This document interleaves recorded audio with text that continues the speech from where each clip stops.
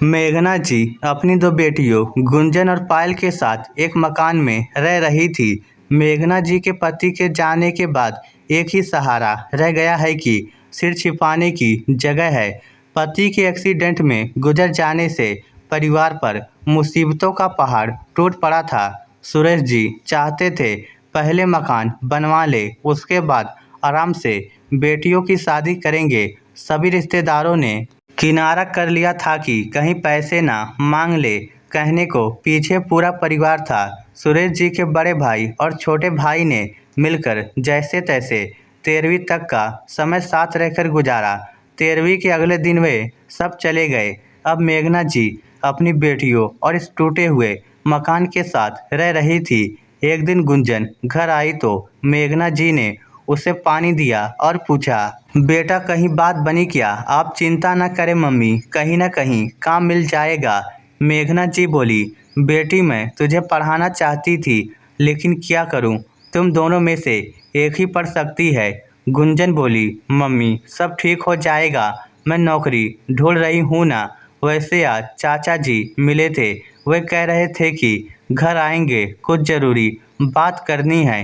कुछ देर बाद गुंजन के चाचा घर आ गए। चाचा बोले, कैसी हो भाभी, कोई परेशानी तो नहीं है? बहुत दिनों से आप लोगों की कोई खबर नहीं मिली, इसीलिए सोचा जाकर मिल आया जाए।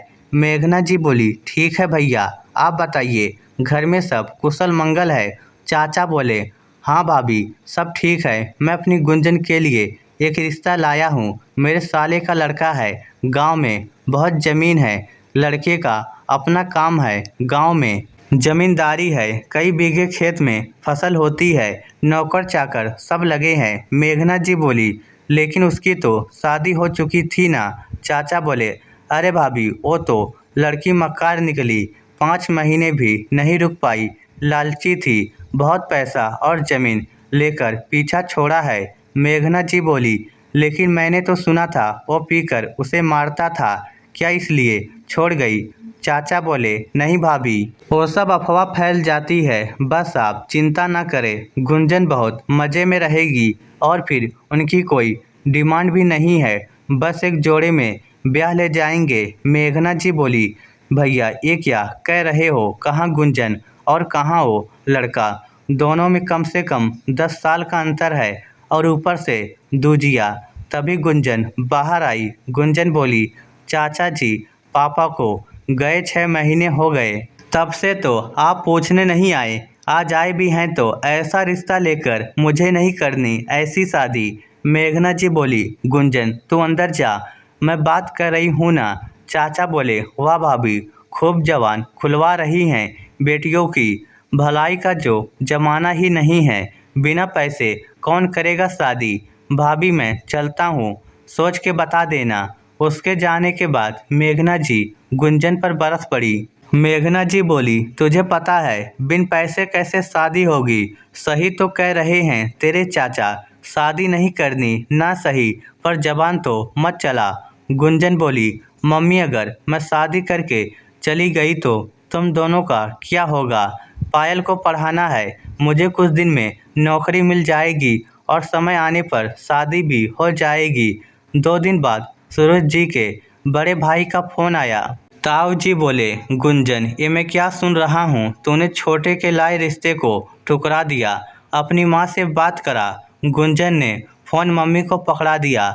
मेघना जी बोली, नहीं भाई साहब, ये तो बच्ची है, इसे खूब डांटा मैंने। दरअसल मैं सोच रही थी कि उस लड़के की शादी पहले हो चुकी है और शराब भी बहुत पीता है, कोई और हो तो बताना। ताऊ जी बोले, चलो रिश्ता तो मैं बता दूंगा, लेकिन ये बताओ शादी में कितना खर्च करोगी? सुरेश कुछ जोड़ के रख गया है। मेघना जी बोली, जी नहीं, वो तो लोन लेकर घर बनवाना चाहते थे। ये कहकर मेघना जी रोने लगी। ताऊ जी बोले, इसीलिए कह रहा हूँ जैसा रिश्ता मिल रहा है कर लो, मैं रविवार को उन लोगों को बुला रहा हूँ, साथ में मैं भी आऊँगा। रविवार को सभी लोग आ गए, उन्हें जलपान कराया गया। चाचा और ताऊ जी ने मिलकर रिश्ता पक्का कर दिया। गुंजन और मेघना जी की आवाज़ दबाकर सबने अपनी ओर से हाँ ही कर दी। लड़के वाले बहुत सारे कपड़े, मिठाइयाँ और सोने के गहने, साथ में नगद 2 लाख रुपए दे गए। उनके जाने के बाद गुंजन ने अपने आप को कमरे में बंद कर लिया। बहुत मुश्किल से दरवाज़ा खोला। मेघना जी और पायल भी रो रही थी। गुंजन बोली, मम्मी काश पापा होते तो कम से कम हमारी पसंद का ख्याल तो रखते। मेघना जी बोली, मुझे ऐसा लग रहा है जैसे तेरा रिश्ता तय नहीं हुआ बल्कि तुझे बेच दिया है। तभी पीछे से आवाज़ आई, कौन बेच सकता है मेरी बहन को। तीनों ने पलट कर देखा तो ताऊ जी का बड़ा लड़का सोनू खड़ा था। सोनू बोला, क्यों चिंता करती हो चाची, मेरे रहते ये रिश्ता नहीं हो सकता। अभी अभी पापा से लड़कर आ रहा हूँ और रही बात चाचा की तो इस सगन का सामान कल उनके मुंह पर मार कर आऊँगा। तुम चिंता मत करो, मैं भी इस घर का बेटा हूँ। मेघना जी को जैसे हिम्मत मिल गई, सोनू ने उनके पैर छुए। तभी दोनों बहनें रोते हुए उससे लिपट गई। सोनू बोला, मैं आज ही आया तो पता चला गुंजन का रिश्ता पक्का हो गया।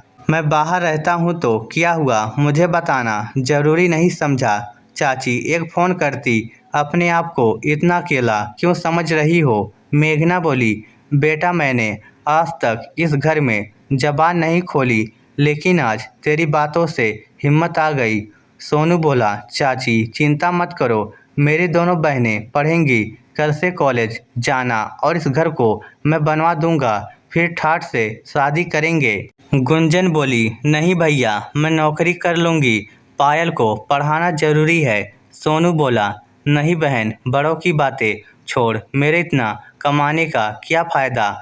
मेरे घर वाले गरीबी में गुजारा करे। और हाँ, अब कभी मत कहना काश पापा होते, पापा यही हैं, समझ ले उन्होंने ही भेजा है मुझे। ये सुनकर तीनों फूट फूट कर रोने लगी। सोनू बोला, अरे गंगा जमुना बहाती रहोगी या चाय भी पिलाओगी। अगले दिन सोनू लड़ झगड़ कर सारा सामान वापस कर आया। उसके बाद उसने मकान बनवाकर दोनों बहनों की शादी अच्छे घरों में की। बाद में चाची को अपने साथ लेकर शहर चला गया। इस स्टोरी को लेकर आपकी क्या राय है, नीचे कमेंट करके हमें ज़रूर बताइएगा। धन्यवाद।